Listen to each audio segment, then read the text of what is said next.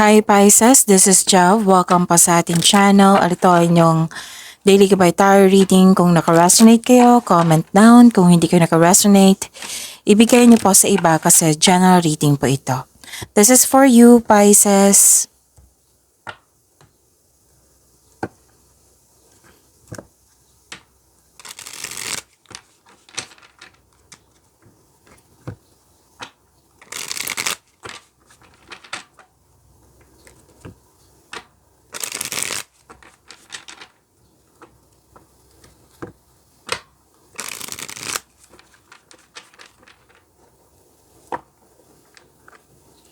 Para po ito sa inyo, Pisces.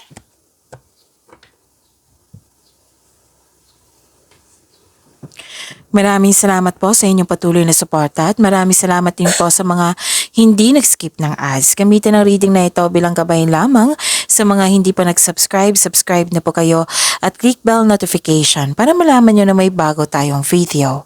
Para sa mga gustong magpa-reading, comment po kayo ng personal reading. Again, comment kayo ng personal reading and check my reply sa comment section.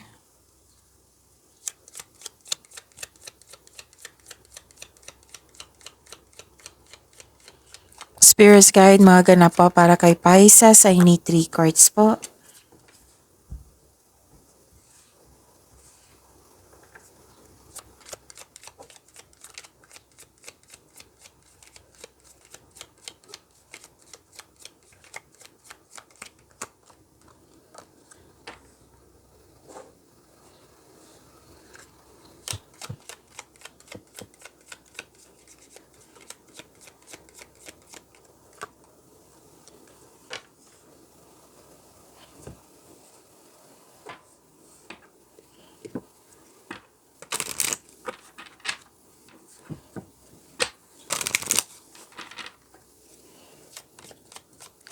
Spirits guide, angels, archangels, guardian angels, message pa para kay Pisces.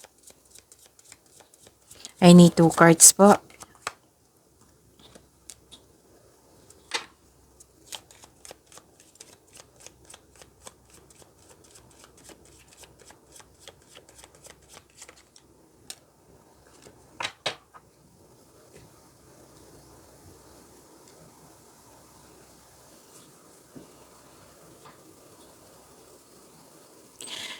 Pisces.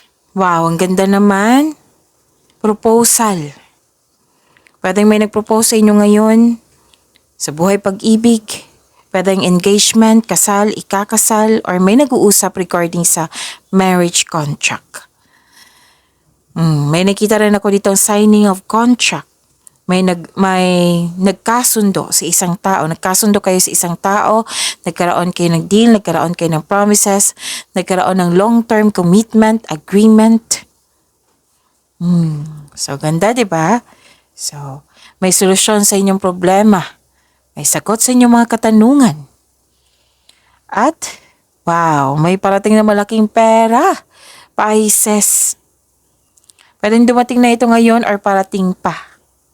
This is cash flow, prosperity, this is transaction. Pwede din yung opportunity makapagbigay sa iyo ng malaking pera. Claim niyo po, Pisces, ang ganda.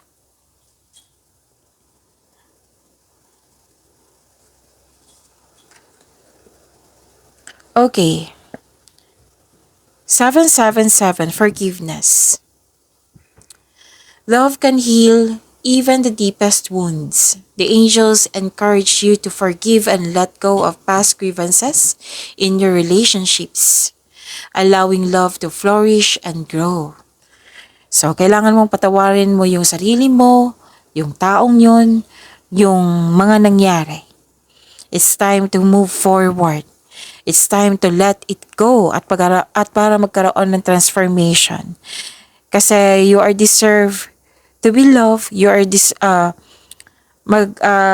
ang sabi kasi ng mga anghel dito na you're allowing love to flourish and grow. Feel love. Kumbaga. So you can gagawin mo ito para magkaroon ka ng inner peace. Pwede mo siyang patawarin through your mind and heart kung ayaw mo siyang kausapin. Basta magkaroon lang ng forgiveness, bibigyan mo ito ng laya yung sarili mo. Gagawin mo ito hindi para sa kanya, hindi lang para sa kanya, hindi para sa sitwasyon, kundi para sa iyo. For your inner peace. Para mas maging magaan na. Nagkaroon ka ng freedom, laya. 177, pansin nyo, puro 7. Wow. So spiritual growth, embrace your spiritual growth journey. It's leading you to a higher state of being.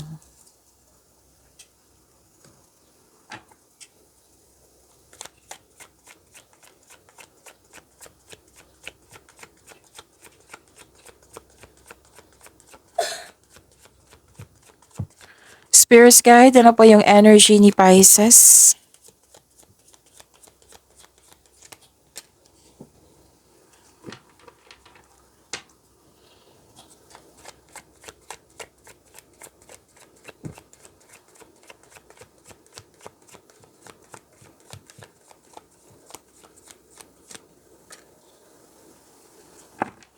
Kung may narinig kayo or may nakita kayong repeating message, meaning to say, pinupush ng cards niyan. Like for example, nanood kayo ngayon ng May 12 and May 13 na video reading nyo.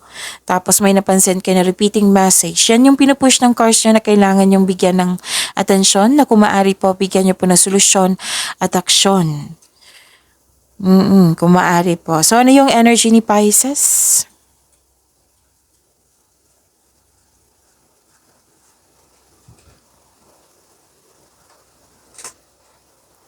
Okay, may hindi nagkasundo dito. Or pwede din hindi kayo hindi siya agree sa yung ideas, decision, or plano. Hindi nagkasundo, hindi nagpansinan, nagkaroon ng space, or nagkaroon kayo ng loss of connection sa isang tao. Unang nakita ko dito, hindi nagkasundo. Pasensya na kayo sa ingay. May kasama ako dito, bata. Okay. Sana tayo. Okay. May concern ka dito na sa isang tao na sobrang naging dependent sa'yo. Kailangan nyo mag-usap po, Pisces. So to fix the imbalance, kasi naging hindi nagkasundo, hindi naging disbalance, pwede sa emotion mo to, yun nga, yung tao na hindi kayo nagkasundo. So to fix the imbalance, look inward to see where you can find the source of this harmony. Yung alamin mo, yung balikan mo yung punot dulo na kung ano yung talagang what I meant is yung source of this harmony. Yung punot dulo sa pagkakaroon ng hindi pagkakasundo. Pero then kasi kung malalaman mo itong source of this harmony, mabibigyan mo yan ng solusyon.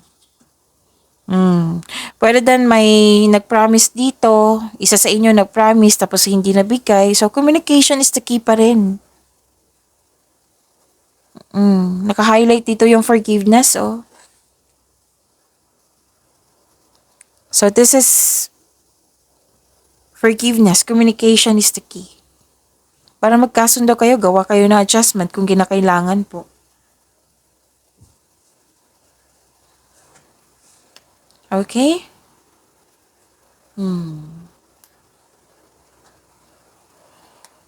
Pwede din tungkol to sa frustration mo. May gusto kang kunin pero hindi pa siya time.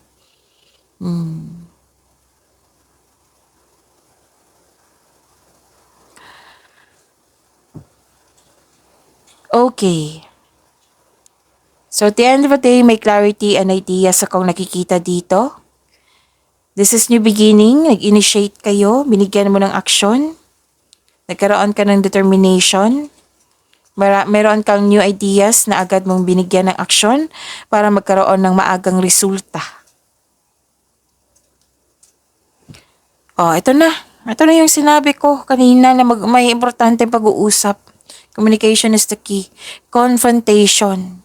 So see to it na to improve your communication, as siya rin, dapat open-minded siya, handa siya. Oo. So, gawa kayo ng adjustment kung kinakailangan para magkasundo kayo.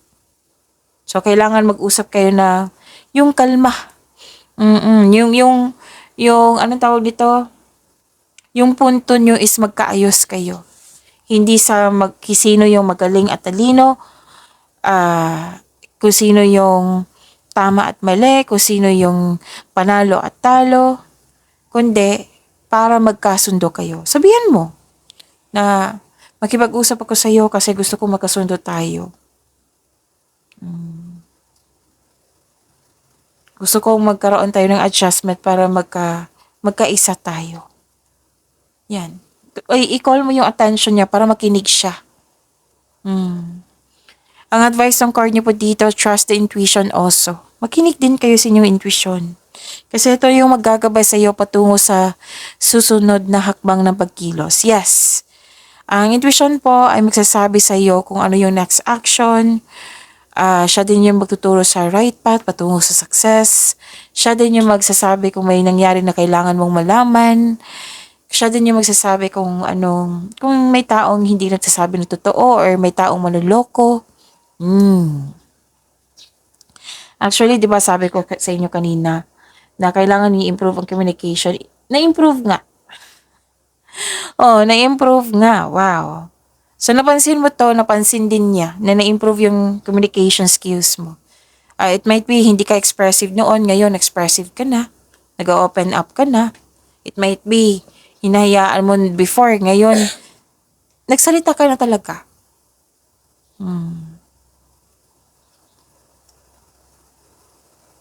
So, masisinang pag-uusap to.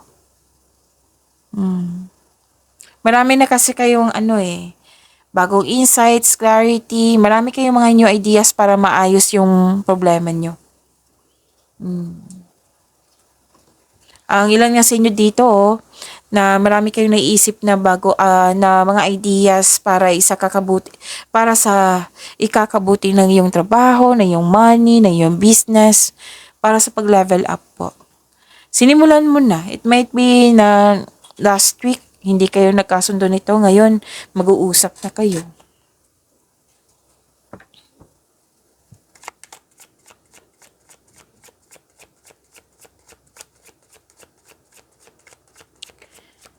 Spirits guide ko, career and money po ni okay. Career and money po ni Pisces. May nabanggit akong Cancer. Baka may anong tawag dito? Baka may iniisip kayong Cancer.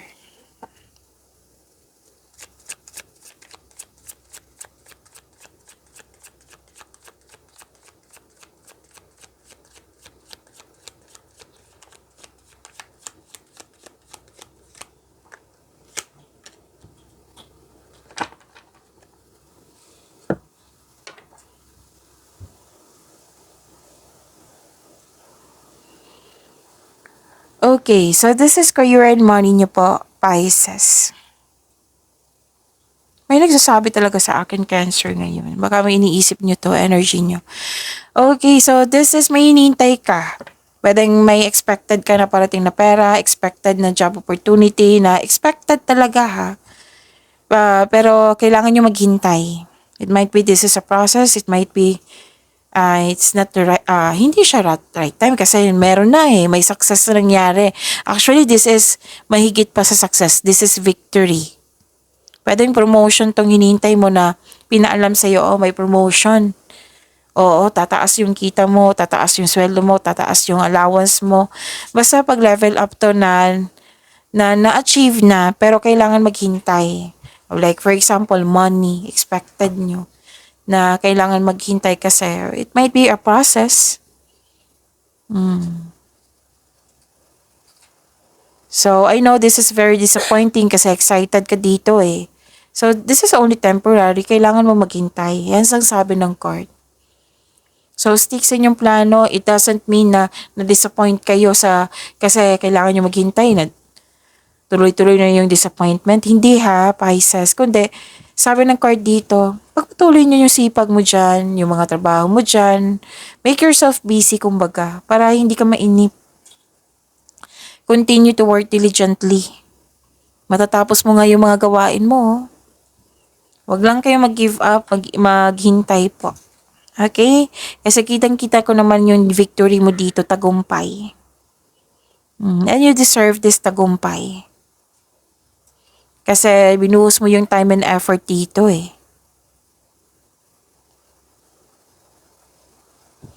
Baka may nasabi akong Cancer kanina ha. So, this reading is Pisces po.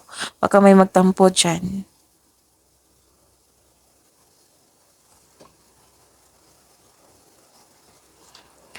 Okay, so this is anong tawag nito? Overcoming obstacles. Kung nahirapan kayo noon, kahapon, ngayon, huwag kayong mag-alala kasi this is overcoming obstacles. Mawawala na ang blockages na nagdulot ng loss of opportunity or loss of things, loss of money, o mawawala na yan. Or mga hadlang sa pananalapi, mawawala na yung blockages na yan. Sinabi yan ng card dito ha. So, may parating na biyaya. O, ito ha, dalawang card na mismo nagsabi nito, biyaya. May parating na biyaya na magbibigay daan ng mas maunlad na panahon. So, after this, challenges, struggles ba yan, or loss, or yun, na nahirapan na bibigatan ka. Ito yung pagtatapos ng isang mapait na sinapit. Nagaganap ang pagbabago kung ikaw mismo ay tanggap ang pagtatapos at nagkaroon ng pagsisimula. So this is ending with new beginning. Actually, ang sabi ng card dito na kung magkakaroon siya ng, kasi may nakita ko ditong parang na-attach pa kayo sa mga nangyari na bigat, nahihirapan, ganun. So kailangan yung sumuko. Kailangan ending talaga kasi papasok kayo sa new beginning. Actually, itong new beginning ito, magpapasalamat kayo. Kasi magbibigay ito ng kapayapaan sa iyo at pasasalamat. Yung paulit-ulit na lang nangyari na nagbibigay ito ng sakit ng ulo sa iyo, mawawalan na yan. Pagtatapos nakikita ko dito. So, accept and learn the past situation. Iba na yung usapan na may natapos na may new beginning na, pumasok kayo sa new beginning, pero attachment pa rin yun sa nakaraan. No. Let go mo na yung mga nakaraan. Okay? So, may parating na biyaya po. I-claim niyo po ito. So, dalawang card na po nagsabi niya, success, victory, biyaya. Wow. Na mas maging maunlad ka.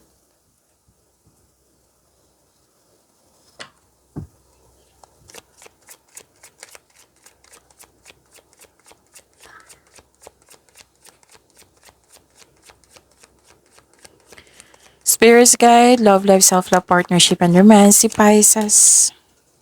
See? Sabi ko naman sa inyo may success and happiness ako nakikita dito. So, ilang beses na lumabas.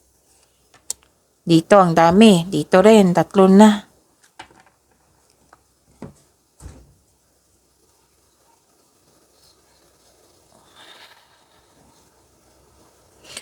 Okay. You deserve this happiness. You deserve this success, Pisces. May clarity, naging optimism, nagkaroon ng glory, satisfaction, full of positivity. You have strength, naging matapang ka na. Bumangon ka na. Masigla to Full of energy. So, may matatanggap kayong news na may buntis or wedding. May matatanggap kayong news na may buntis or wedding. Maaari din may wedding po. Oo. Maaari din na nagkaroon kayo ng happy bonding ngayon para, okay. So, nagkaroon kayo ng happy bonding na pwedeng sa partner nyo ito or sa family mo. Pwede din nag-outing kayo ngayon. Or may balak kayo mag-outing to escape everyday pressures. So, this is exciting opportunities also ha. You are feeling healthier inside and out, na-overcome mo na yung nararamdaman mong sadness or illness. See that? Dalawang card na nagsabi niyan. So this is the happiest card. Happy kayo ngayon. May success at achievement na parating. May parating na blessings na it will lead you to happiness. Improvement sa health is on the way. Naka-recover ka na. Ito ay magandang kalusugan, kaligayahan at kaaya-ayang pakiramdam. Pwede daw nag-meet kayo ng old friends mo, family member, or nagbigay ka ng panahon sa mga bata. Tapos ang ilan sa inyo dito, you felt security and calm, nagpahinga kayo sa bahay. So, enjoy your success. Pisces.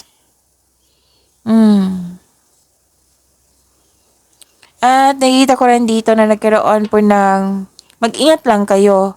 It might be tapos na to ha, kasi may tao ditong masakit yung magsalita. Oo. Tapos pag may selos ako nakikita dito. It might be this is the healing. Ito yung sabi dito na bigat ng naramdaman. Nagkaroon ng healing. Okay, so pag-iwanan niyo po yung blessings na binigay sa inyo. Pisces, see you tomorrow. Maraming salamat po.